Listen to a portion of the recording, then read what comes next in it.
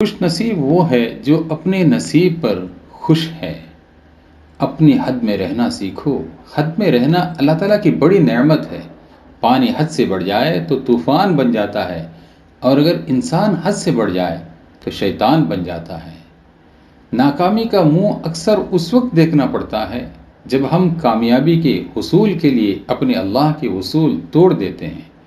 ہمیشہ لوگوں کے ساتھ اچھا سلوک کرو، نہ جانے زندگی کی شام کب ہو جائے۔ ماں کی بددعا سے بچو، یہ تمہارے لیے دوزخ ہے۔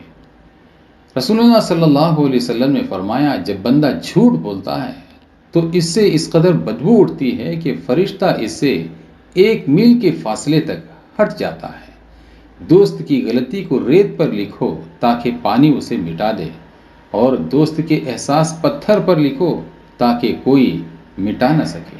جب غلطی ثابت ہو جاتی ہے تو عقل مند اپنے آپ کو درست کر لیتا ہے، اور جاہل ضد پر اڑ جاتا ہے۔